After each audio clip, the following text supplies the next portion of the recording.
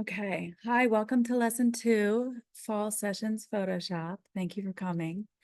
Um, it's already 10:01, so I'm just going to go ahead and get started. Maybe people will come in, maybe they'll just listen to the recording. It's kind of hard to believe that 10 people would miss.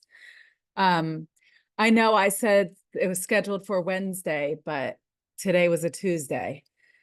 So I just sent out a little package. Were you both able to download those files? Okay, great. Since it's only 2 people, I would love to take advantage of. It's going to be a little bit easier to um, maintain having both of you work live while I explain how I created. So first, just go ahead and open the Photoshop file that I created for you. And I'm going to share my screen as I always do to give you a visual. And we could just open the file. Okay. So today I want to get into backgrounds and blending backgrounds and finding images on the internet to create different backgrounds. And I created this, and I wanted to explain how I created it by, if you look at the layers on the right side, you can see that 2 of the layers have an extra little box with a little link next to them. So that extra little box is a mask. So what it's doing when you put a mask on top of a layer is that it's hiding part of the layer. So in this case, very similar to what we worked on last week, like we can create a mask to actually, give me 1 second. Okay. Welcome, welcome. Okay, so very similar to last week, you can create a mask by masking out an actual image like a flower or an object and removing the background. And here you can also create a mask by putting a gradient on the mask, or you can create a mask and use a gradient on it so the image will fade into nothing. And if you see over here, like you can see that there's a black and white gradient on there. So to explain how a mask works is the black part will take away from the image and the white part will keep the image as is. So just to show an example of, see the top layer here is this mountainscape. So I'm just going to right click on this and I'm going to delete that mask and then see what happens. It's not faded into the background anymore. So it's a really, using masks and blending them into one another and layering them on top of each other is a really great way to create different and unique backgrounds for multiple photos. So I want, so if you could go ahead and I want to deconstruct this image, and then I also want to rebuild it so we can gain a full understanding of how I created this. So if you want to all go ahead right now and create a new document. So we'll do File, New. And then I did 20 inches by 20 inches at 300 resolution. Hey, Lori. Yes. Robin, Okay. go ahead. I think that I have the right. Can you please show what photos it is that you loaded? Is it I can't tell if the folder that I'm opening is the right one. Was it called backgrounds tutorial something? It was. Can you just show me what photos you have? Because I don't know, because I've done a couple of your things now. So I want to make sure. So I just sent it out this morning. Yeah, I got it. I opened it on my phone and not on my computer. So I'm just, I guess, wanting to make sure I have the right ones open. Okay. So I actually just kept there's 3 unsplash files, but the file that you're looking for is called Fall Sessions Lessons 2 Backgrounds, and it's a zipped file. Okay, yeah, I am in the wrong one. So let me just go into my proper. And I'm just gonna take the three of these files and open them in here so I can show you. So this is the original background that I pulled from Unsplash. And then I chose this galaxy background. And then I liked the cloud. So I chose this cloud background. Okay, now I've got the right one. Thank you. Okay. Okay. So I am going to actually start fresh. So we're going to do file new, and we're going to keep this at 300 DPI and 20 by 20 inches. So does everybody remember what 300 DPI is versus 72 DPI? Okay, good. Okay, so we'll do 20 by 20 inches and we'll do 300 DPI. Okay, so now we have a white document. And there's one thing that I really wanted to go over. If you do file save as, I'm going to save this as, wait, let me do file. If you just do file save, see, Adobe prompts you. It's not prompting me at the moment, but sometimes it prompts you to save a file in the Creative Cloud. So if you have if you have an account with Adobe, you can, so it will give you the option to save on your computer or save as creative on the Creative Cloud. I personally do not use the Creative Cloud. I use my own external hard drives. So that's up to you. But I just wanted to bring it to everyone's attention that if you are saving to the Creative Cloud and then you're going to look for a file on your computer, you're not going to be able to find it. So it could create a little bit of confusion. So just to explain that. Okay. So I'm just going to save this. And please just find a file in your computer or create a file in your computer that you call fall sessions or Photoshop lessons, whatever you want to call it. So when you go, I always really like to put a lot of detail in the title. So it's really easy for me to go back and find what I'm looking for. Okay, the first thing I'm going to do is I'm going to bring this galaxy background over to the document that I created. So I'm going to select it by hitting Command A. And then I'm going to go back to the document that I just created.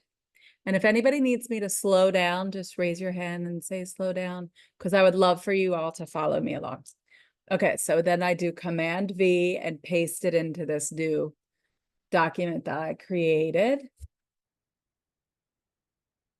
Okay, and before we get into the masking and how I blended those images into one another, I wanted to create a more elaborate background with just this file. So how I did that, well, Command T will put the transformation box on it. I just wanted to turn it. And when you're turning with Command T, if you hit Shift, it will kind of lock into it will lock into the different accesses. If you don't hit Shift, it will be a little bit trickier to make it flip exactly 90 degrees or exactly 180 degrees. So I'm just going to turn it this way and hit Shift and make that more vertical. And now what I really want to do is expand this and make it larger. And I kind of want to create a pattern with this cosmic texture right there. So what I'm going to do is I'm going to take this layer and I'm going to drag it down to this little plus sign, and that will duplicate it. I just hit undo because I also want to show you that here you can go up to layer and do duplicate layer. So there's two ways to duplicate a layer. Okay, so now I have these two layers. And what I want to do to expand this, and you can do this for many different background images, and it's a really cool trick. I'm going to do edit, transform, flip horizontally. And then now you can see it's facing the other direction. And then I'm going to drag it. And again, I'm going to hit Shift so it stays in line. I'm going to drag it over here and I'm going to line it up with the center, and I'm going to zoom in by hitting Command plus. And I'm just going to line it up exactly with the center. Make sure there's no line in there. And then, so now you see I have like a different background image. It's actually really cool too. Every time I do this, I see like little faces in there. I see like a little deer. All these little like spirits and faces come out. So now I want to keep that like that. I know I'm not going to move that. So what I'm going to do is take the two layers. You click on one layer and then you can hit shift and click on the other layer. And now you see they're both highlighted. And then I'm going to hit Command E to merge the layers. You can also go to layer and go to merge layers. It's a good idea to get used to using the keyboard shortcuts because it will help you work faster. Okay, so now that's one layer, and it's a little bit off. It's a little bit off centered. So I'm going to hit Command T and I'm going to just bring it into the edge and hit enter. And then I'm going to move it up, and I actually want it to fill more of my document. So I'm going to take it and I'm going to duplicate it again. And I'm going to do edit transform. This time I'm going to flip it vertically. And then I'm going to repeat the same process that I just did, but in the other direction. Before I did it horizontally, this time I'm doing it vertically. So I pulled it down, and then I'm going to select them again by hitting shift and click on the layers. And then I'm going to hit Command E and merge them. Okay, so now I have this, a bigger background, and it's kind of like a portal. And of course we can like turn it. You can choose the part that you like the most. So that's how I created that background. Okay. And now I'm going to hit Command Save, because if you don't hit save often, your Photoshop could crash and you could lose everything. Okay. Let me know. I would love for everyone to try to catch up and create this. Are there any questions so far? No questions? Okay. Sorry, I'm just a little bit behind. I've only just It's okay. downloaded the images and they weren't coming properly on my computer. So I'm just, going a little bit slower. No worries. It's okay. I know sometimes I have to gauge myself because I don't know if I'm going too fast.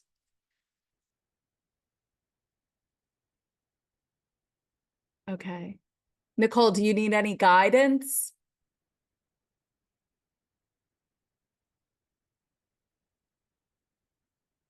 Okay, and don't forget, you can always go back to the recording, right?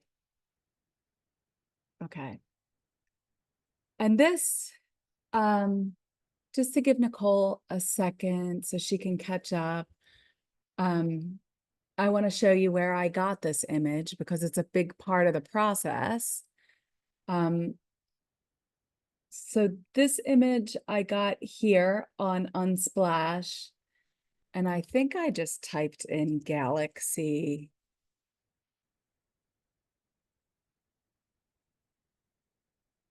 Yep, it was this one.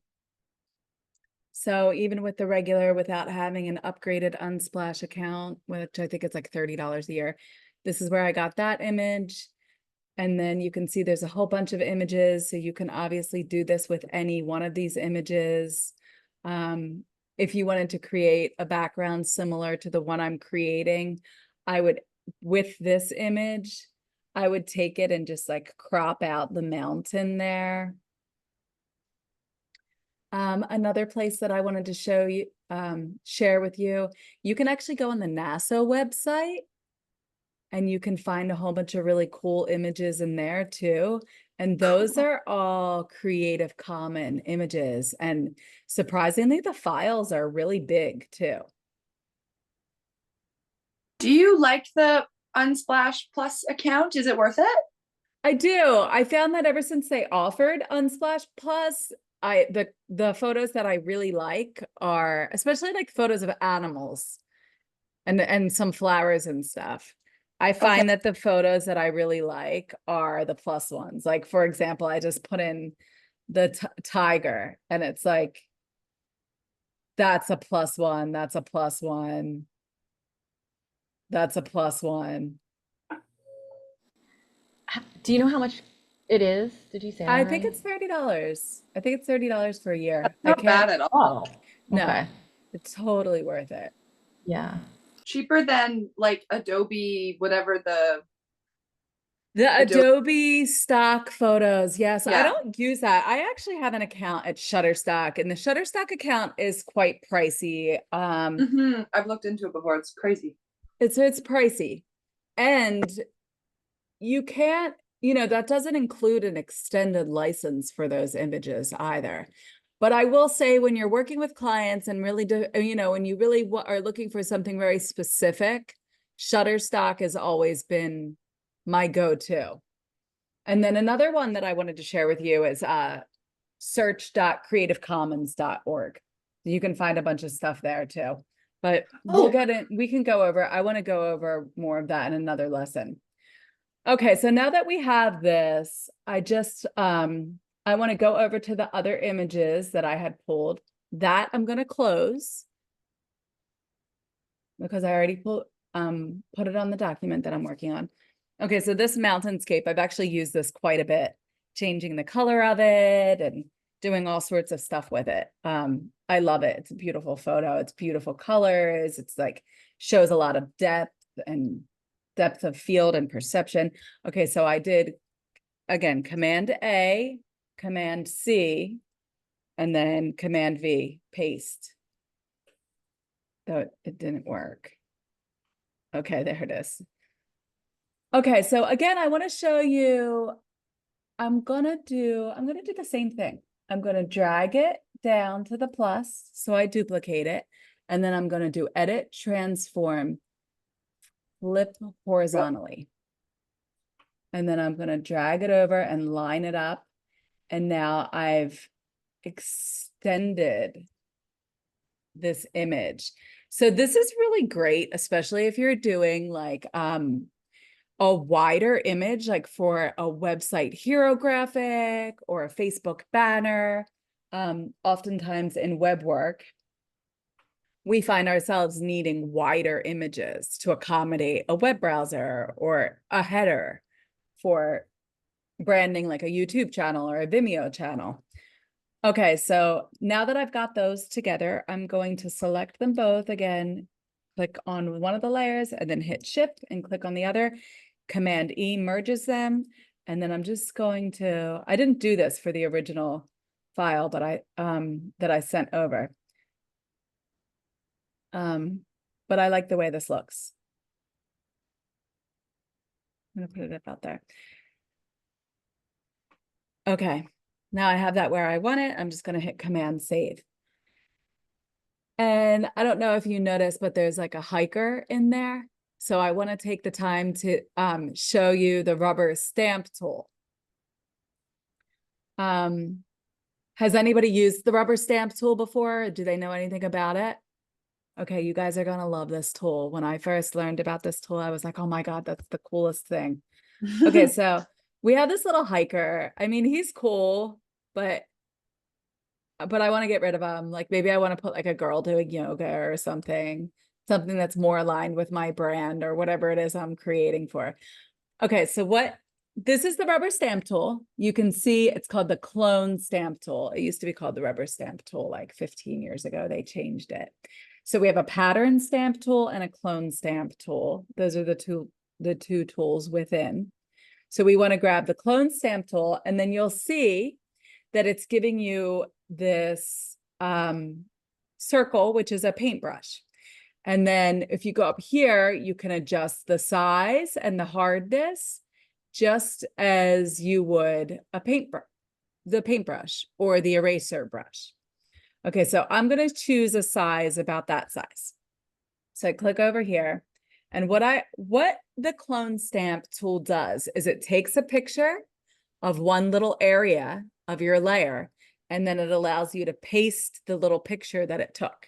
So when you hit Option, you'll see it turns into like a little, it's a camera. So think of it as like a little camera lens. So hit Option, and then what you want to do is click, and then wherever you click, it's taking a picture of that area. And then wherever you want to cover, so we want to cover his head, you just click over, and then you can see as I'm clicking over that you can see like a tiny little cross where it's taking the picture from and copying it too. Where do I click Option? So once you are selected on the clone stamp tool, Yeah. then you hit Option, and it will On turn my- into a little camera. Oh, on my keyboard, I got it. Yeah. Got it. Okay. So then again, you take a picture, you come over and you cover it up. And then you just continue that process, taking a little picture of around it. Now there's another thing you can do is you can take it and then you can like kind of like if you go over it like you would do like a paintbrush, it starts to create a moire and like pixelate it and make it like not as like clean and clear. So when I use this, I like to continue to take a picture and restamp. Now, this is a really good example because it's a very even toned sky background. So it's not always going to be like that. Sometimes it's going to be like there's like a cloud there or like a bird. And you just have to play with it. Sometimes you'll have to make your stamp tool a lot smaller so you can get into the details of it. Can we go over that again? Because mine, it's not working. And voila, the person is not there anymore. Okay. Yes, Robin, I'll go over it again. Now, just to explain, I'm going to go over to the right side and take this hiker out too, because you saw that I duplicated and flipped it. Normally, I would remove the hiker before I duplicated and flipped it, so I wouldn't have to do this twice. But for demonstration purposes, it's perfect that I did it this way so I can demonstrate one more time. Okay, so again, click on your rubber stamp tool. You want to always make sure that you're on the layer that you're working on. Sometimes if you can't figure something out, you're like, what's going on? A lot of times it's just because you're on the wrong layer. Still happens to me all the time. Okay, so now we've got, Robin, do you have your rubber stamp tool and do you see this little paintbrush? Yes, I see that part. I think where I get lost is the taking like the picture of Taking the picture. Okay, so hit Option. Hit Option and see how the cursor changes. Yes, but if for some reason it's not making the camera thing, it just has the cursor and then this little arrow type of thing. Are you on the rubber clone tool? Yeah. And then maybe I'm not on the right brush. I'm not sure. No, I don't know. Okay, can you share your screen with me? I'm on my iPad, but here, let Okay. me try. Well, next week be set up so you can share your screen with me because I can help you navigate stuff better if you're able to share your screen with me. I can try. I guess my concern is my laptop is like very basic and I get nervous that if I'm running Zoom and Photoshop at the same time, it might be super, super slow, but I can try. Okay. Well, sorry, I've just got a quick question as well. It's okay. Go ahead, Nicole. I was a little bit slower. Sorry, I'm like totally new to Photoshop. So I understand what you're saying about the rubber stamp too, but I missed something beforehand, and it actually says that the user area is not defined. So I just missed the step before that to do that first. Oh, it says okay, so you're on the rubber stamp tool, correct? Yep, I click on the rubber stamps tool and then Okay. I just like move it over the person and I click and it says could not use a clean stamp because the area to has clone not has been not defined. Yeah. Okay, so it's saying that it has not been defined because you didn't take a picture yet of the area that you're going to be stamping. So think about like if you actually have a stamp and you're like dipping it into ink and then you're stamping it over something. So you have to dip it into the ink first. And here with the clone stamp tool is that it's taking a picture. So when you have the rubber stamp tool, hit Option on your keyboard and you'll see that the cursor has changed into a little lens. And Robin, I'm not sure why you wouldn't be seeing that.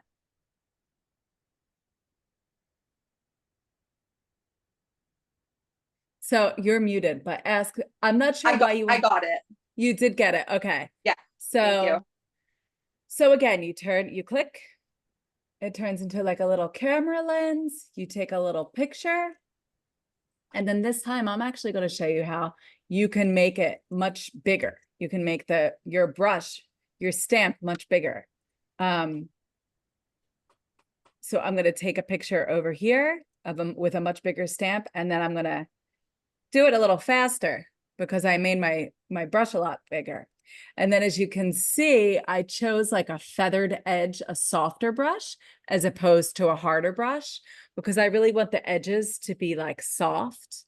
And then what I'm going to do now is that I'm going to make it much smaller because I want to get down towards this edge.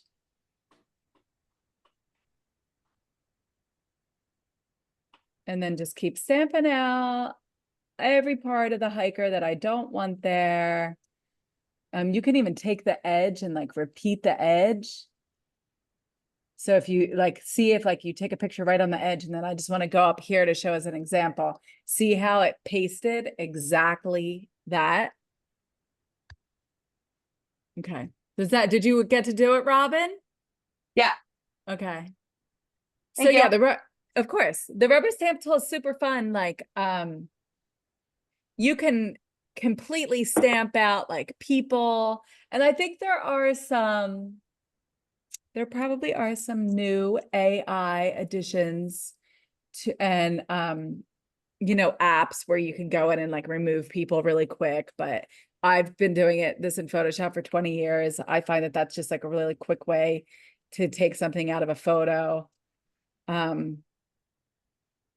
Okay, so I'm going to hit Command S again. I like to save my work like a lot when I'm in the process of creating, and I encourage you to do the same because sometimes Photoshop crashes, and when you do a lot of stuff, especially detailed stuff, it can be very disappointing. Okay, so going back, now we see that I have layer 1 and layer 2. I'm going to go ahead and double click on the text box of layer 1, and I'm going to name it Cosmic Background. And then I'm going to go ahead and I'm going to double click on the little text box on the layer, and I'm going to name it Mountainscape.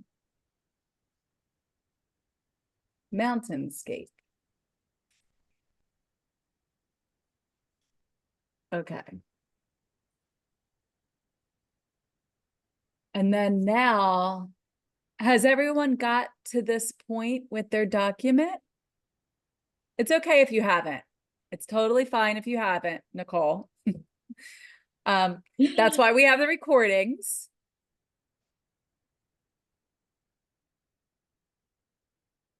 Okay. So now that I have this mountainscape on top of this cosmic background, and I want it to fade in. So going back to this little layer mask over here, remember it's this little icon down here. And it looks like a square with a circle in it.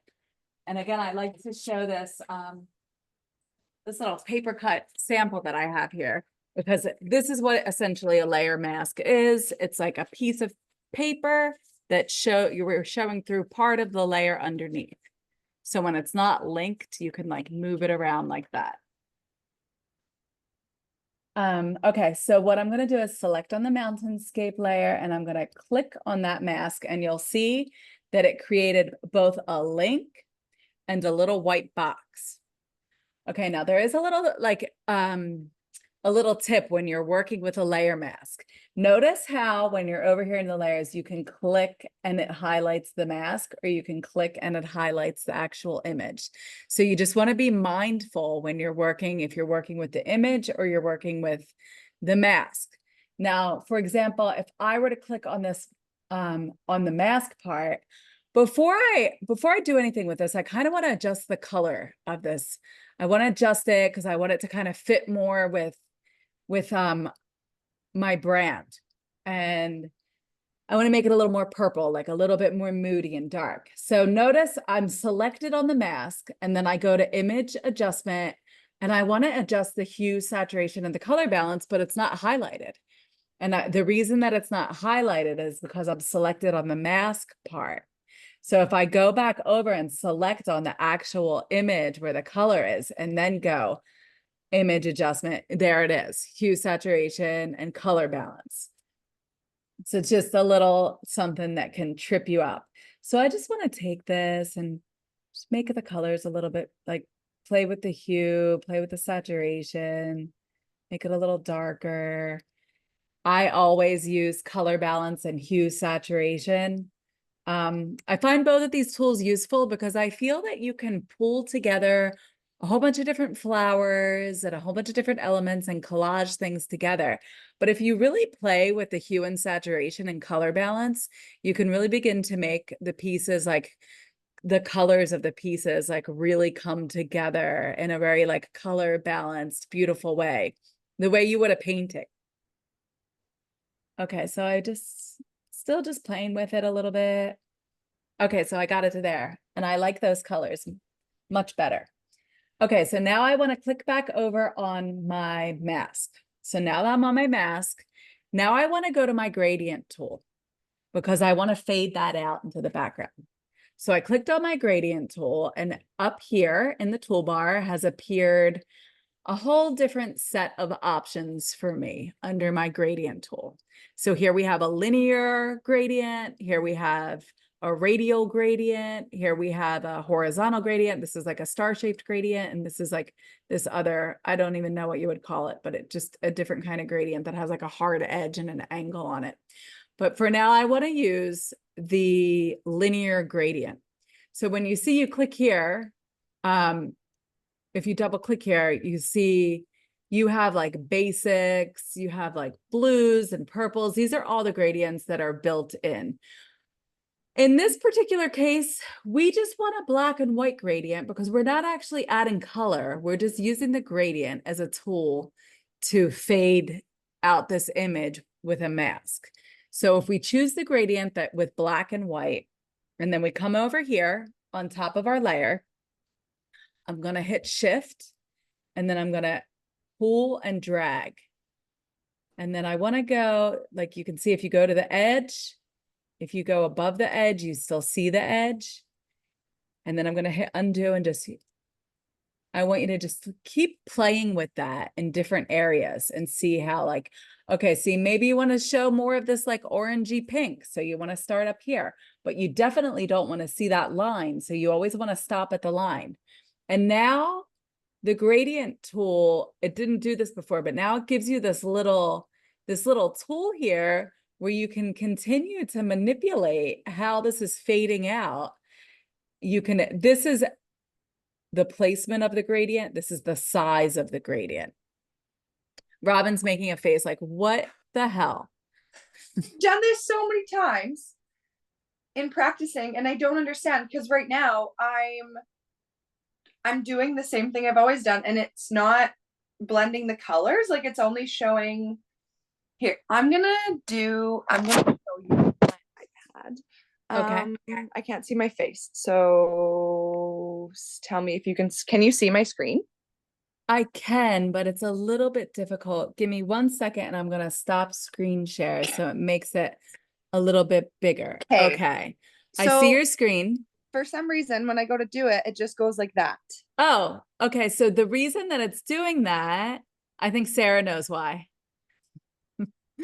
Okay, so the reason that it's doing that is because you're not selected. Remember, you have to be selected on the little box that's next to the layers. So let me see your layers box. Move over just a bit to the right. Okay. So see, you have to select that little box. This one? Yes. So select that and See, but now it's try to still do it. doing that then. Oh. Yeah, that's why I don't understand. Oh. Okay, so see your little, see, I'm just gonna go back to screen to share my screen. It makes more sense to show this. Okay, so see this little, it's black and white. You want to make sure that you're on a gradient that go to basic black and white.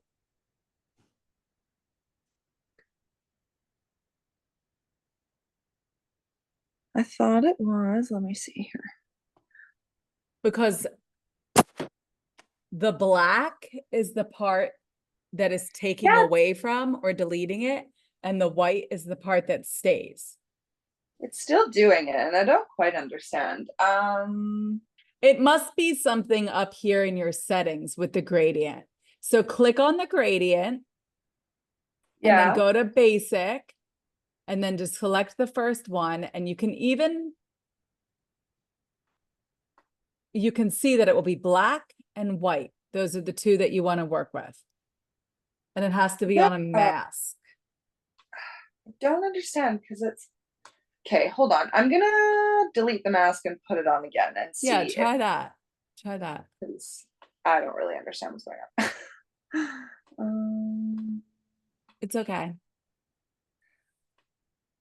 Oh, I fixed it, I think. Yeah, I Okay. don't know what happened there, but I fixed it. Okay, were you able to try it? Were you able to do it? Well, what the heck? I'm gonna try and open Photoshop on my computer so that we can screen share because Okay. let me see. In the meantime, I'm going to continue to talk about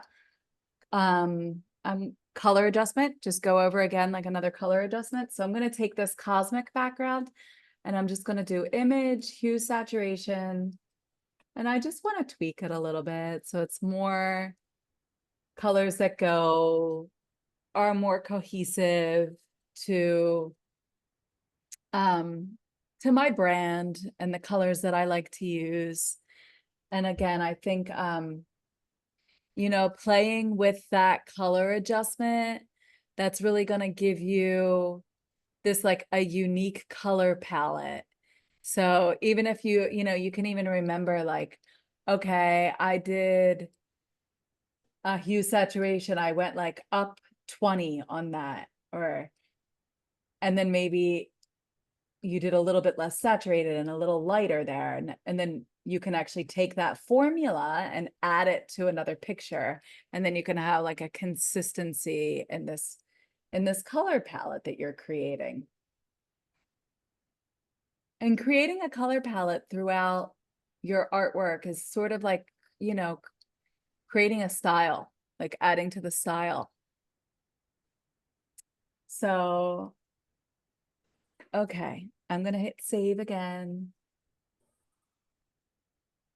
All right. Now I want to go over and I'm going to do the same thing, just following the same techniques. And I want to take this cloud sky. So I'm going to open the file with the cloud sky. Again, I already had it open. So I'm just going to navigate to it over here. This mountainscape, I'm done with it. So I'm going to close it. And then I'm going to hit Command A, Command C, and then Command B. I'm going to paste it in here. And I'm going to stick with, I like that I create a lot of symmetrical stuff. I mean, that is my personal style. So I'm going to stick with that. So I'm going to make this image smaller. And then I'm going to do the same thing where I duplicate it. And I'm going to do edit, transform, flip horizontal. I'm going to slide it over.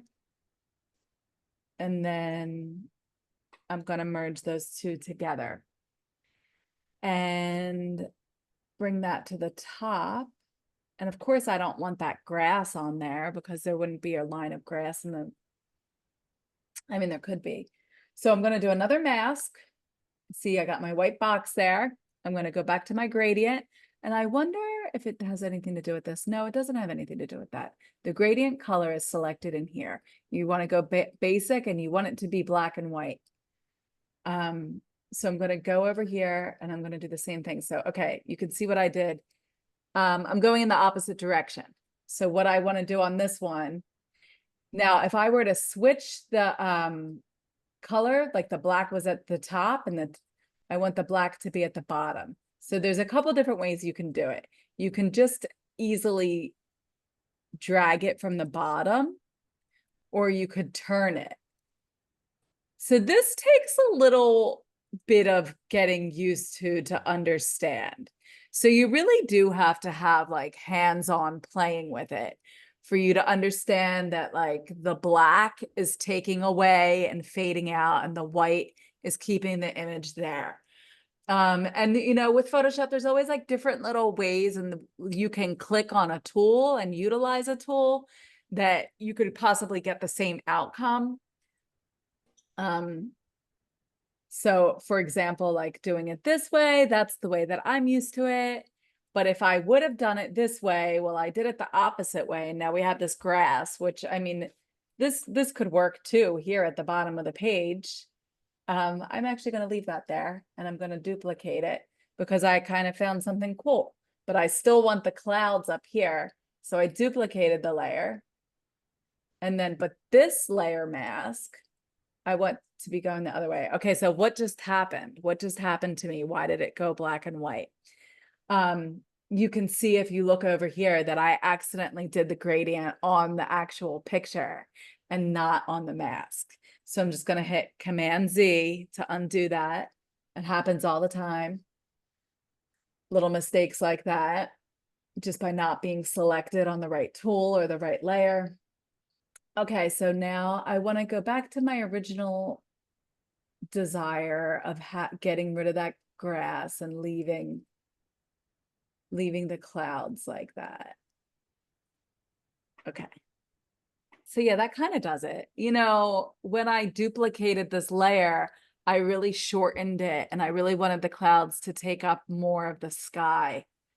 And I think the color is a little bit off. So I'm actually going to adjust the transparency of that a bit. So see that top cloud layer, I just brought the transparency down and now it's kind of faded in. Now you can see some of the galaxy, some of the stars are coming through the clouds in that sky now. Okay, so now I think I want to add a different kind of cloud texture to it. So just to keep going. But before I move on, I think I like it better without the grass because the colors down there are so bold and vibrant. Okay, so before I move on, let's catch up and see if everyone gets that. Nicole, tell me where you are. Oh, I am so far behind, it's ridiculous, but I'm actually understanding what you're doing. It's just a matter of familiarization and technique and just getting used to the buttons and seeing them. So I'll practice over the next couple of days. Okay, sounds good. Thank you. Okay, Robin, were you able to figure it out and get that? Yeah, and I do think, unfortunately, I think because I just have a little dinky MacBook, I think if I go to Zoom and I make it so I can screen share, it'll slow my computer right down. Okay. So I'm okay for that right now. I kind of did something different though. I used the marquee tool and I got rid of the grass and then I doubled the clouds and it looks kind of funky. And I'm just gonna blend them that way. So I'm doing it like same. Amazing. Amazing. Yeah, so I mean that's a really great idea too. So I really wanted more clouds. So that's another way. What Robin did was she cut the grass off and then took the clouds and duplicated them again, did an edit transfer vertical, and then now we've got like, and it's cool because it starts to make this like portal type image. And then we merge those together, bring that up, and then again, put a mask on top of that. And then we're going to fade that into this cosmic backgrounds. Wait, how do we fade again? How are we adding the layer to the? You add the mask to the layer. Make sure you're selected on the mask. Grab the gradient tool. Hit shift. Let me grab the gradient tool. Hit shift. I'm going to delete it so I can just start over. Okay, so you add the mask. Make sure you're on the gradient tool. Click where you want. I always go for the edge, because if you don't go on the edge, you'll kind of see the edge, and I'll show you here. Like That's you your can trick. do, Okay. yeah, so see how I did it there, but you could still kind of see the edge. Yes. But if you go to the edge, Haha. and then if you hit release and you'll see you have it's left this little tool there for you, and you can still kind of adjust there. You can adjust it, you can make this bigger. It's just like another way to control Gotcha. the size of the gradient and the location of the gradient. Wait, how did you do that again? Like that when I click off of it, it just stays off. You know what? That's a really good question, because when I used to click off of it, it used to just stay off, and then all of a sudden it started staying there. And so yours isn't staying there with that tool like that. Do you have the shift still hit or I clicked? don't. I'm hands-free now. I just did. Let me It try must be something in the preferences. Let's see. Let me try it. I'll try it again. Maybe I did something. No, there's no, it doesn't give me the option to adjust wait, you would anything within the save. gradient No. preferences in there. Current tool only. Yeah, I'll have to get back to you, and I'll have to research why it stays there. Okay. But if it's not staying there, you can just hit undo and just play with it, right? Yeah, that's what I've been doing, but okay. Yeah. All right, thank you. And then just while we're here, I want to show you that there is also this is a radial gradient, and you can see that what it did is like created the gradient, like it deleted. See how the mask is over there?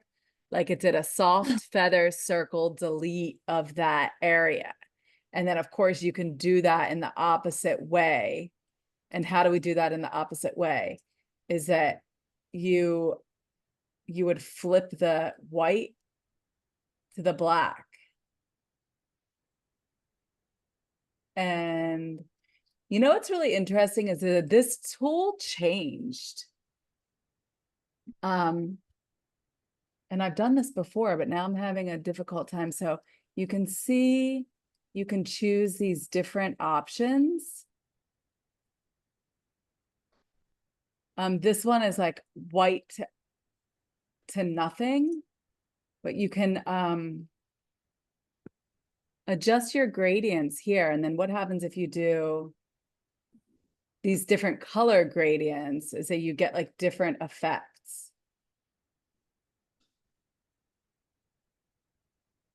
I have a question.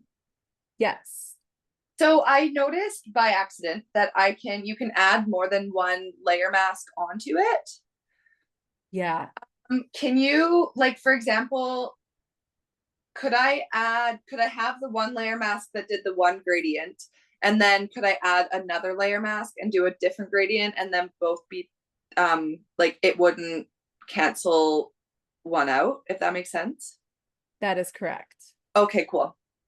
So what's Robin's saying is, so now you see I have two gradients over here, and we'll go on one gradient and we'll do a horizontal gradient.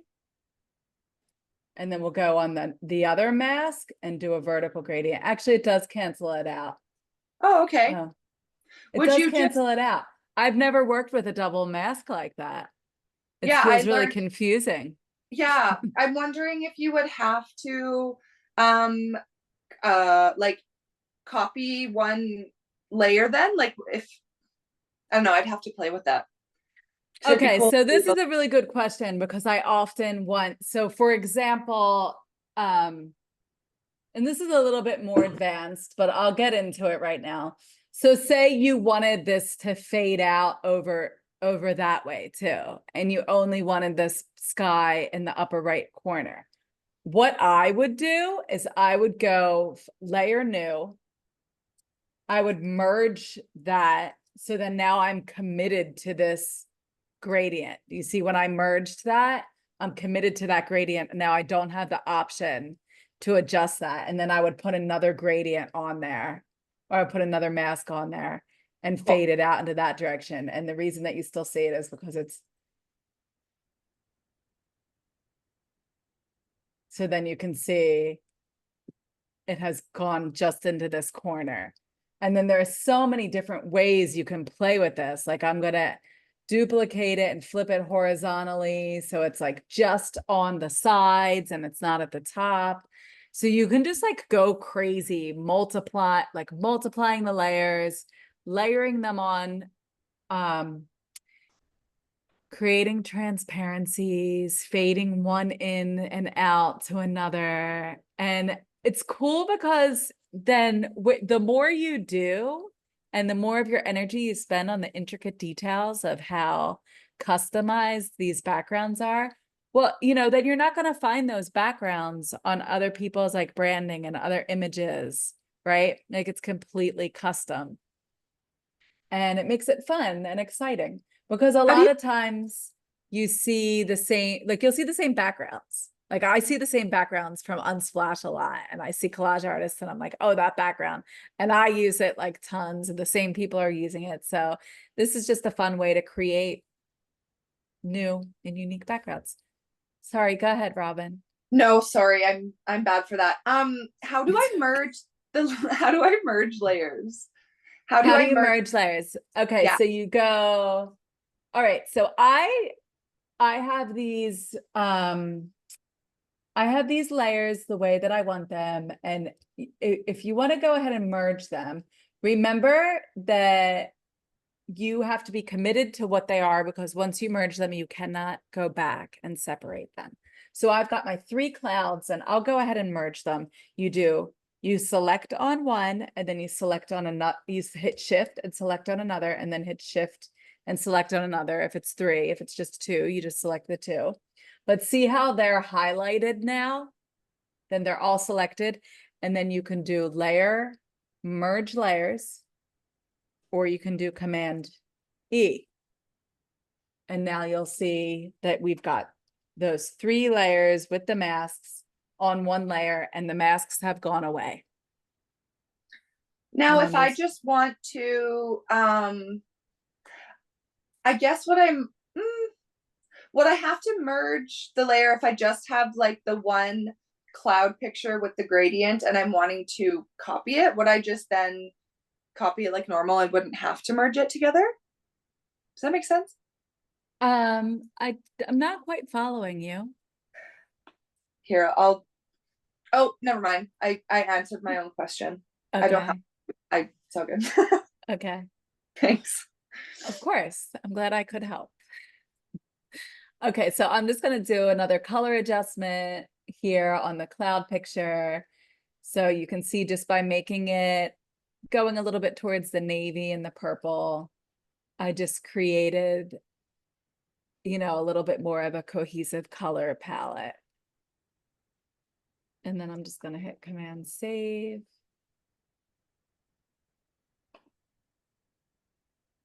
Okay. I'm going to take a 2-minute break to run to the bathroom and let everyone just kind of practice with that. And when I come back, we'll do more. Okay, I'll be right back. I'm going to put some music on. If I can find my music. Oh, so many windows open. It's also tricky to just manage having all of these windows open. That's like a whole workshop. Okay.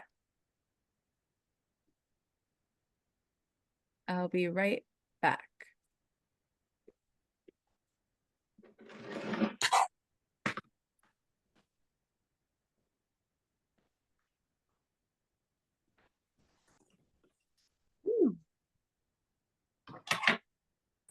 I have to you stay bundle.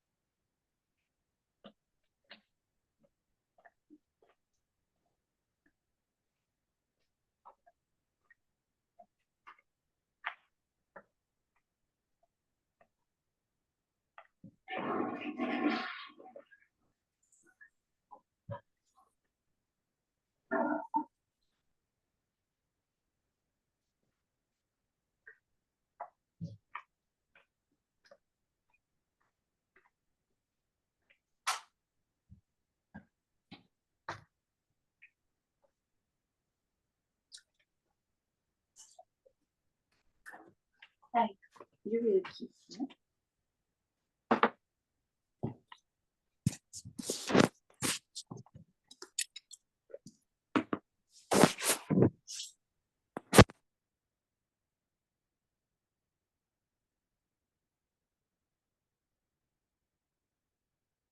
Okay, I'm back. Can everyone hear me okay? Okay, I felt like my headphones got disconnected. Okay, Nicole, are you able to share your screen with me?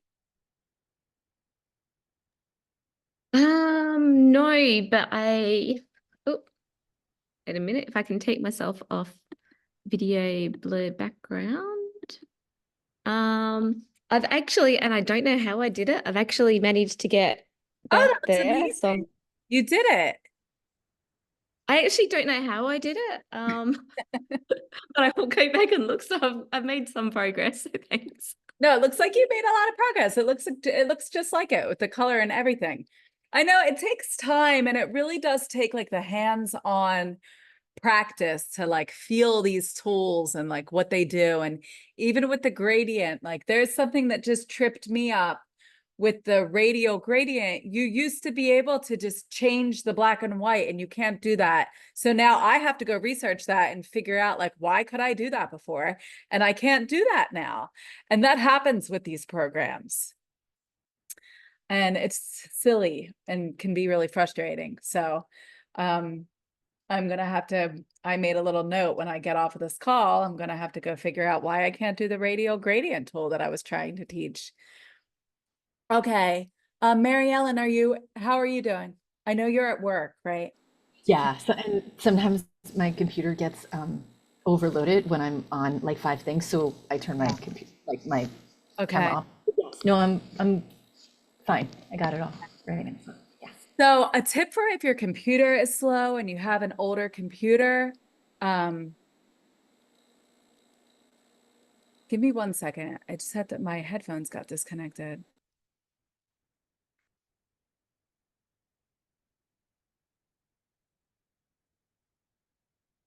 Okay. Can everyone hear me still? Okay. So a tip for when your computer gets slow or if you have an older computer, I use these external hard drives and I keep all of the files on the external hard drive, right? So then you don't have your computer bogged down with a bunch of files. And then also when I started creating this document here, I did it at 300 DPI. For, if you're not planning on printing this at all and just for demonstration purposes and the purposes of learning, you can just keep it at 72 DPI and it will go a lot faster and your Photoshop will perform much quicker for you and you'll be able to like get a hang of it. And then, when you're ready to create something that you might send to print, bring it up to 300 DPI. Okay. So does anyone want to cover or go over anything from last week with the select and mask tool or the pen masking tool? Okay, I kind of just want to like keep like these are basically these two first classes are like the main, the main bread and butter of like how I create, like creating the backgrounds and then creating the elements. So I really like to just solidify those, like the masking, cropping out elements, the way you would cut out paper collage, and then creating these beautiful backgrounds that are unique. But so if everyone's ready to move forward, I think it would be a great idea to just kind of like go down the line of the toolbar, because we weren't really able to do that last week, to just have like a quick and basic understanding of what all of the different tools do. So, okay, so first and foremost that we covered a lot last week is the move tool. And then we've got the marquee tool. So I'm just gonna select on this marquee tool and draw a square and see that it has selected, I call it the marching ants, or just like a marquee selection of a square. If you hold down on this, you can see that they have like, there's a single row tool that I honestly never use. I've never used that. So, and there's a single column marquee tool. I don't use that tool either. I do use the elliptical tool and the square tool. I do often when I use it, I do Option and Shift because I like to work from the center out. So, you can draw, if you hit Shift, it's going to keep it in a perfect circle. Same with the square. If you hit Shift, it'll keep it in a perfect square. And again, this particular tool is for manipulating layers. So if I'm just going to turn these two layers off and I'm going to select on this cosmic background. So if I have this like elliptical tool, there's a couple of different things we can do with it. I can select this part of a layer. And I want to show like in combination of the marquee tool and the move tool. So now that I've selected this, watch. So see, I have this marquee tool selected and I can actually move this around. And this is something that, it's really good to understand this because it could be something that could create some confusion. Okay, so I created my little circle. And I was a little off center because I didn't measure anything out. So I wanted to just shift it around. So I just wanted to make sure that while I wanted to move that around, that I was 1, selected on the same marquee tool. And then 2, I was selected in the center of the selection and not out here. Because if I was outside of it, I wouldn't be able to move it around. And then what if I moved it around, but I was on the wrong tool? So say I selected this move tool and then I wanted to move this around. What happens? It cuts it out.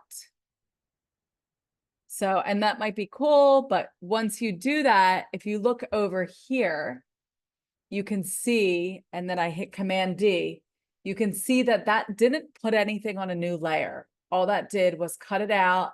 And now that's there like that, and I'm committed to that. So it's not really a good way of moving shapes around and creating shapes. So if you wanted to create this circular shape out of this cosmic background, my suggestion would be to Command C to copy it and paste it. And then you have this separate circle, right? And then I'm just going to hit Command T and turn it around. So then we've got that effect of having this cosmic pattern on top of this other cosmic pattern. Okay, so then moving along, we've got the lasso tool. So the lasso tool is just like, think like a lasso, because it's like a marquee tool, but you can do your own custom shape with it. So it can be useful, like if you want to do like a little like cut out here, remove that, have it like a shape like that. I don't use the lasso tool that often, but I will use it sometimes, especially if I'm cropping out you know, if there's like a little piece of a flower, of a background of a flower, and I just want to grab, like select the little part, I'm just gonna pull some of these layers on here and see, just gonna pull all of these layers over and see how, oh, okay, so normally I would never see how it pulled over and it's really tiny. So the reason that that happened is that this tiger image that I created is only 72 DPI. And this one is 300 DPI. So it made it really small. And as you can see here, I pulled it over. I had all these layers over here grouped already. So I grouped the layer and I just dragged it over. And that was a really easy way for me to get a bunch of layers, like a design grouped in a bunch of layers onto a new document. Okay, so now that it's all grouped together, you can see if I expand the group, if I expand it with this little arrow, you can see I've got like all these layers here, like a crazy amount of layers. So I want to make, I normally remember, like with Photoshop, you can't go bigger without losing quality. For demonstration purposes, I'm making this bigger because I want to show, I have this, I'm just going to turn that off. So for demonstration purposes, I just made this bigger. And you can kind of see, like, this is kind of my color palette. Like, it goes with everything. I kind of always do the same, like deep, like saturated purples and pinks and magentas. So you can see how it all kind of comes together. I'm just going to save this. And I want to get back into the lasso tool. Sorry for getting off track. So I want to just show an example. Like, so I'm going to bring this purple flower out.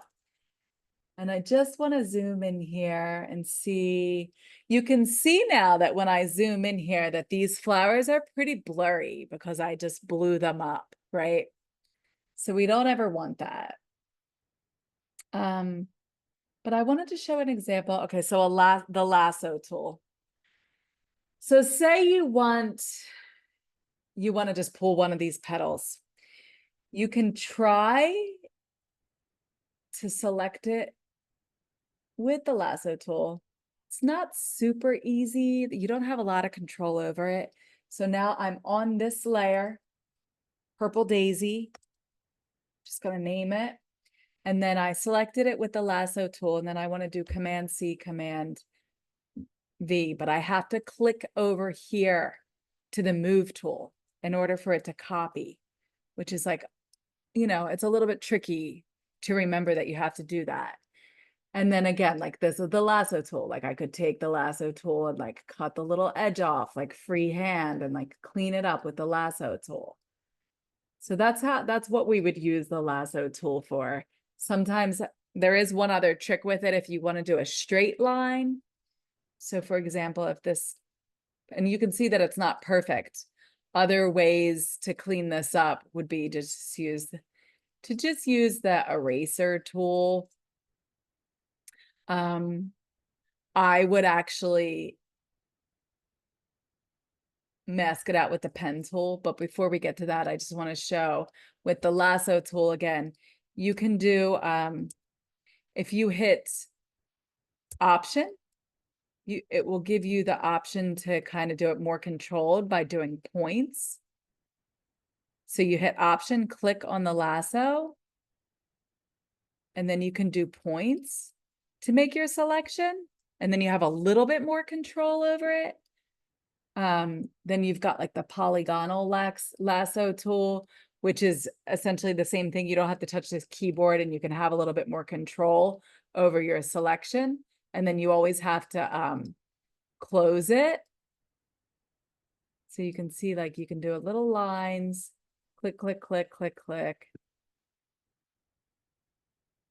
So again, selecting things and how you manipulate layers, it's really a question of preference and how you feel comfortable doing things, and also like what you're creating, you know, like maybe you're not creating anything that requires you to use the lasso tool.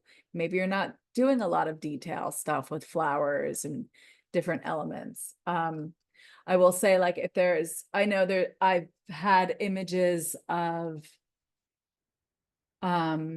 like people, and I'm actually gonna open up another file. I've had images of people where there are like little details like under the arm and between the hair where I did want to use the lasso tool, or like you see like you have this masked out, or like, you know, maybe you needed to cut out the background between her boots, and using the lasso tool, you know, maybe you want to use the lasso tool.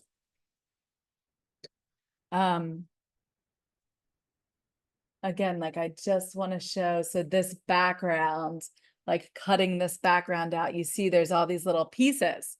So like this little, you can see that that's the desert coming through like her hand. There's like a little space, right?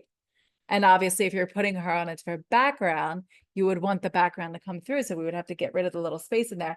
So this is actually a great example of, you can use a quick lasso tool and hit Option and draw out this little space and delete right there. And then you can delete it. So there are definitely like some places where the tools are more applicable than others. And yeah, like that lasso tool is perfect for that little space right there.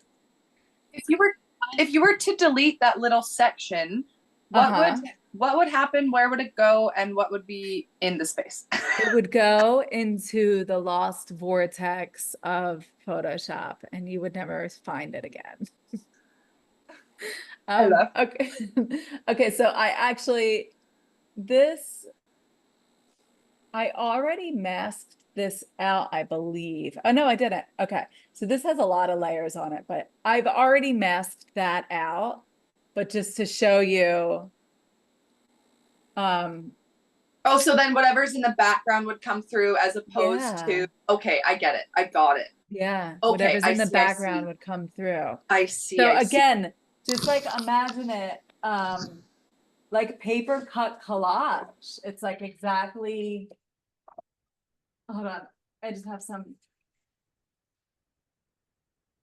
I mean, I don't really have good examples because I don't have stuff with, but like whatever you cut out, it's going to show through the background, like just like a paper cut collage. Imagine like the layers are just like pieces of paper that you're Gotcha. pasting and putting together.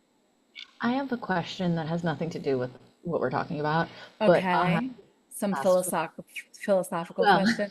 so Photoshop, but I love the way you did the dress and stuff like that on that picture. Are we gonna learn that kind of thing? This is one of the lessons. This is one of the Okay. lessons, I need it. and Okay. it's just a little bit more advanced. But definitely we're going to get into like how to create that like mystical different layers, and just going like thinking about it, like when we created this background, how just starting to play with like the transparencies of things, like, and the colors of things. Like if you really, you know, digital collage is a lot of like layering. So see, I just shifted the color of that circle, and then now I'm just going to bring the transparency down. And then even with that, then I can put another mask on it and do that other gradient thing again. And then I'm just really getting into like so many different layers and like details of like so many possibilities of what you could do. It's like So layers, masking, blending. So yeah, bringing it all together. And I will show you that effect that I did do on the tiger. And if you can come in here closely, you can see there's like this kind of a mystical haze. And I'll show you, like, here's an example of this like little, it's just like a little chunk of transparent galaxy. So I can actually let's turn off some of this stuff, even though I like the way that's looking. Okay. So this is a really great example to do this with, because this kind of has, this background here kind of has this like Milky Way, like, this Milky Way like universe happening in the sky. So what I do is I take it, I use the lasso tool. It's going right along with the lesson. and grab this chunk right here. And you know, it doesn't have to be perfect. And then I'm going to copy and paste that. So now I have this background, and I'm going to bring it over to this top layer because I want you to really be able to see how I just cut that out. And it looks like a purple galaxy potato right now. And we obviously don't want that. So what I'm going to do is, like, imagine feathering the edges. And there's so many different ways to feather the edges of this. We've got a tool that's like, you select it. First, I'll select it by hitting Command and then clicking. Notice where my cursor is right now. I'm hitting Command and I'm out here. I'm out here on the layer where the text is, and nothing's happening. But notice if I just go right into this box, how that little square marquee tool pops out. So that's what I want. So I hit Command and select inside the layer box, and it gives me the marching ant tools. The marching ant tool, the marquee tool. So that is selected. So now I can manipulate that. There's a couple of different, you can go to select, modify, feather. Feather, what feather does is it deletes with a feather, with a feathered edge. So let's put it at 20 pixels. And then I want to select the inverse because which is Command Shift I. I want to select the inverse because what we're deleting is the outside, and we want to feather the outside. So I've got that selected, and oops. And then I just want to hit, oh wait, select, modify, feather. We'll put it at 40. And then, okay, so I tried to delete it and nothing happened. And I was like, I got really confused. And I was like, why isn't that happening? Why isn't anything happening? And I'll tell you right now, the reason why it wasn't happening is because I'm on the wrong layer. And I just can't stress enough how much that happens. So now that I'm on the right layer, I hit delete, and I'm going to hit undo. And if you can see closely, you can see that a very light feather. Now you can hit delete multiple times, and you can see that it started to create like a very light feather. So what's happening now? It still looks like a potato. So it's not really quite where we want it yet. You can go select again, select inverse. You can go to your feather tool, select modify feather, and you can do like 100 pixels and then delete. And then you can delete again, do it multiple times. And you can see it's starting to not look like a potato as much anymore. It's like the edge is getting a lot softer. So I call it's like the mystical magic. I actually take it looks like we lost Sarah. Okay, so I actually take the eraser tool and I put it on like a large brush option, and I'll come in here and I'll just go to the edges and I'll just click just a little bit around here. And then now you can see I'm kind of getting this cool, like mystical thing that I like where it's placed over the mountains. And then what I'm going to do, I'm going to call it mystical magic. And what I'm going to do is I'm going to go over to the layer over here in the opacity, and I'm going to bring the opacity down. And then now we have this like layer of mystical magic that we can kind of just like make things blend into each other. So again, you can use the same tips and tools that we've applied to the background to this little mystical magical piece here. So I'm actually going to put a mask over it, and then I want to fade it out. And then now it's really starting to clean up there. So then I'm going to take that, edit, duplicate, flip, put it on the other side. And yeah, those are just ways to add. It really I feel like doing this, it really helps to like tie everything in to make that cohesive piece of artwork. I have a question. Yes. Sorry. Okay, I can't remember, the word started with an I. In the process of feathering it, Inverse. how do I put it invert in what's the Sorry, word? finish your question. I don't know how to go, like I went to select, Uh-huh. where's the feather thinger? Where, Oh, select, now I can't remember where the feather one is. okay. So I'm gonna turn all these off just to show you. Okay, so remember we select a piece, Mm-hmm. Command C, Command V. I'm just gonna Yeah. do this. So now watch when it's selected, I want to select the inverse of that. So because what I want to delete and feather the edge, and I want to delete the background off of it. So if I'm going to use the feather tool, I want to select the inverse first. So you can go up to the toolbar, go select, and go down to select inverse. Or Okay. you can do Command Shift I, and see how when I do Command Shift I, see how the marquee tool is now around the entire document and around this. Yeah. So this is the indication that this is the chunk of space selected. And when I Okay. select the inverse, now it's indicated that this is the chunk of space that is selected. Gotcha. And if you want to use the feather tool, you want the inverse, you want the outside selected. And then it's select, modify, feather. And there's a whole bunch of other settings in there that I personally don't use. We can explore them, you can play with them. Photoshop is going to have all kinds of stuff that you will continue to explore. It will never end. So that right now I'm just continuing to hit delete. And as you can see, it keeps feathering the Gotcha. edge.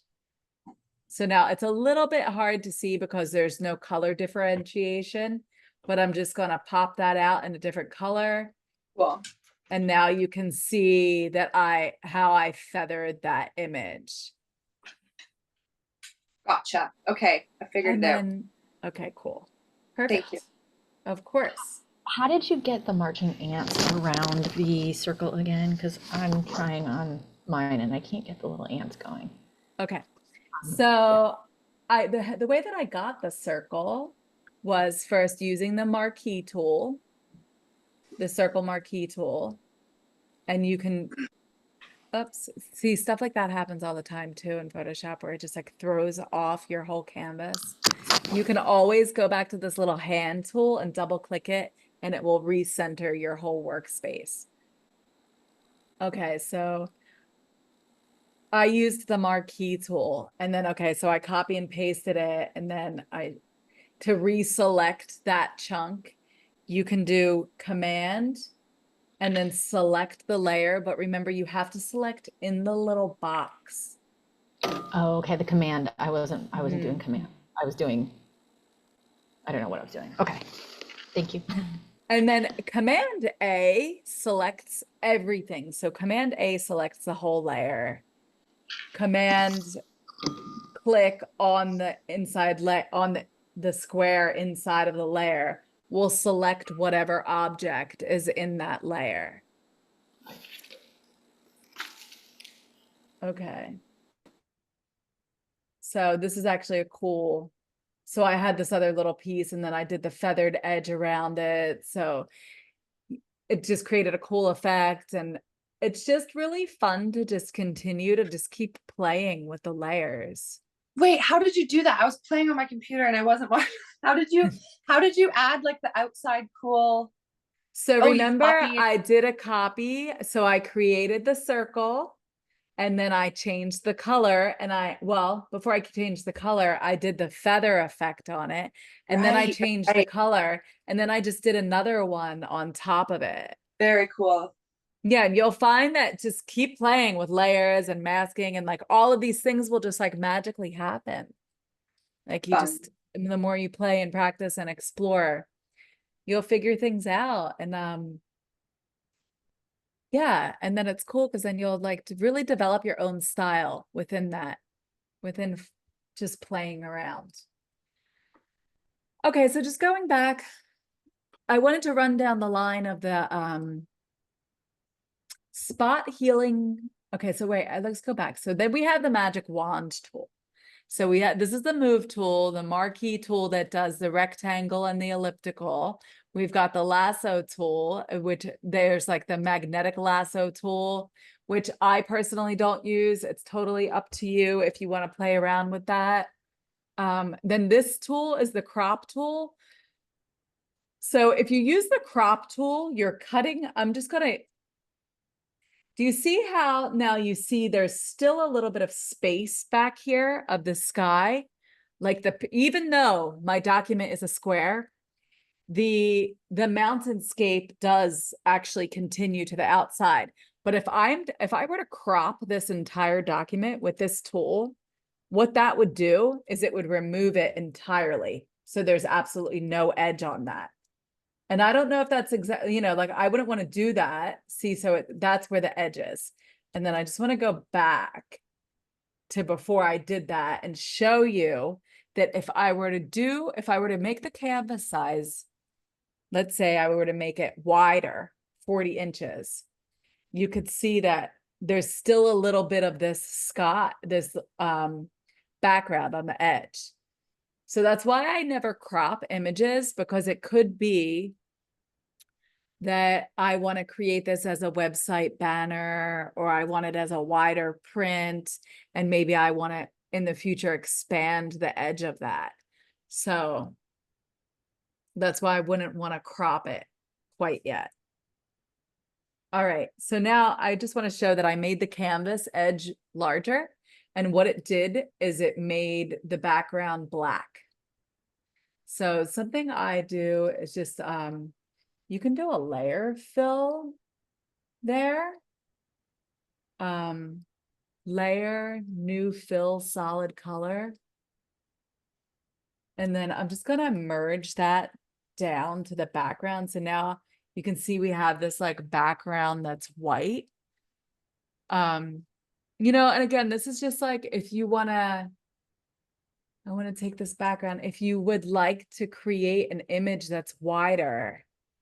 And I get more into this towards the end of the course, because it is it's useful knowledge to be able to take this image and give it more background, right? Make it wider, make it adjustable to whatever your needs are, or maybe your client's needs are. So, again, I can take this mountainscape and flip it and keep it continuing. And I'm just going to do that for this demo. And before I flip it, I'm actually going to remove that layer mask. And then I'm just going to do it. I'm just going to bring it over.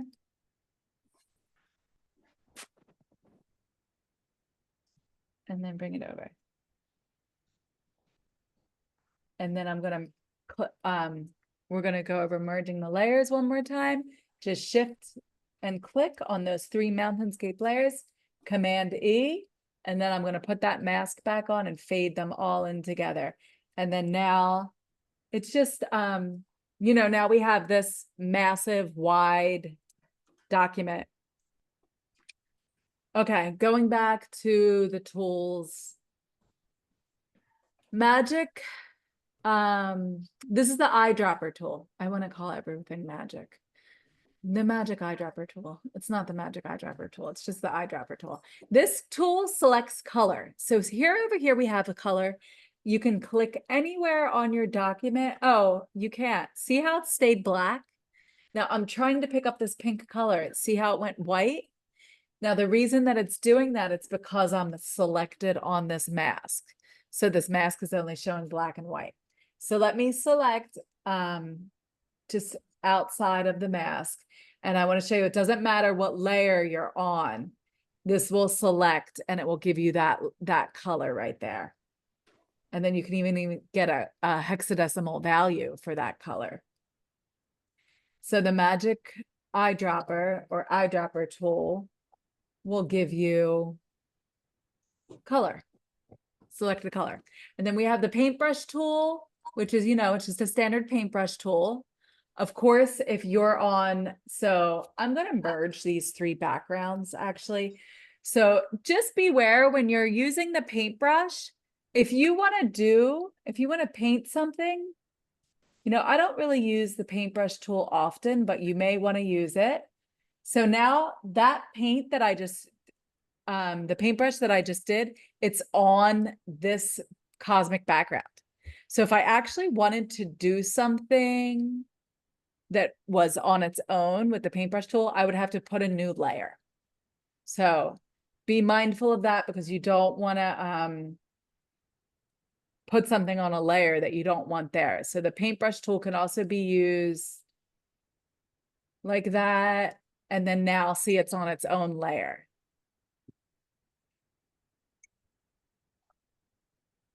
Okay. All right, and the rubber stamp tool we went over, the eraser tool erases. Same thing, you can change and adjust the size. And then the gradient tool we went over. And the other tools we will go over next week. Does anybody have any questions from this lesson? I have a question. I don't know if it pertains to this lesson, but it kind of does because of the textures background element. Okay. So on my phone, the free like wallpaper that you sent out, I have like this photo. Okay. And I like look at it all the time. I'm like, I wonder how she did that and this and that. So I really like how on this picture behind the rainbow, there's like it almost looks like this like metallic-y kind of texture. Okay. I'm wondering how you did that. The rainbow, the texture. We'll get into the texture next Okay. week. We'll get Okay. into that texture next week. But in the meantime, think about it. Like there's a texture that I use all the time on all of my artwork. And it's actually a floor mat. It was like a welcome floor mat that I got at like Home Depot or something. And it had just like this texture on it. And I took a picture of it and I put it in my computer. I uploaded it to my computer and I duplicated it. And I just do like a transparency and it creates like this kind of like vintage rustic look. And then I Cool. have in another house that I lived in, we had like a polished cement wall. And I did the same thing. I created a texture from that. And you can do it like, I'm actually looking at just like the wallpaper and like the texture of the wall. Like you could do it with anything, really. I did actually, with you saying that, I took a picture. I put some of my dad's ashes in the water and I took like a really, really close up picture. Aww. And it looked like flowers. And I've overlaid, like when I was using Procreate, I overlaid that on a lot of my pictures and like just put the opacity way down and it put like a really cool, like dimply kind of effect. I'm That's kind so of inspired cool. to, I'm And kind like of, that has meaning, like the energy of that is infused into your artwork. That's beautiful. Yeah. Thank you for sharing that. of course. Yeah, we're going to get into all kinds of, I'll tell you guys everything that I like, all the little weird things that I've discovered over the years. But it sounds like you're already, on that path of discovering how to do weird shit with Photoshop. That is I love just like, it. it's so endless, like what you can do. Okay. All right. So before we end, does anyone, Mary Ellen or Sarah, either one of you have any questions? No, I'm just excited to learn more. Okay. Well, thank you so much for joining. This is how it was during summer sessions too. A lot of people didn't show up. A lot of people I think people just watch the recordings, right? So it's great because it will give us more opportunity. If Sarah, also, if you could set up your computer so that you can share, it's like we could do a little bit more hands-on and I can give you audible instruction and it really helps. And Mary Ellen, I know you're in your office at work, so it can be a little bit tricky, but I'm just okay, ladies. I'm just really slow. And it's not that, it doesn't mean anyone else is going too fast. It's just like my childhood best friend used to call me Poke, like a poking puppy, because like I'm just slow. So it's better if I watch first. Sorry, I'm in a coffee shop also, but Yeah, it's okay. And you need to go slow and then, go back and review the video. And I'm going to upload, probably within the next couple of days, I'll probably upload something for you to play with for homework. And you have the homework assignment already, but I'll follow up with the recording. And thank you so much for being here. And I will see you I'm actually going to Brazil and I will be back the following week. So I will see you all in 2 weeks. Have fun. Thank you. Have a great week. Okay, Thank bye you. everybody. you. Thank Bye. you. Bye. Thanks.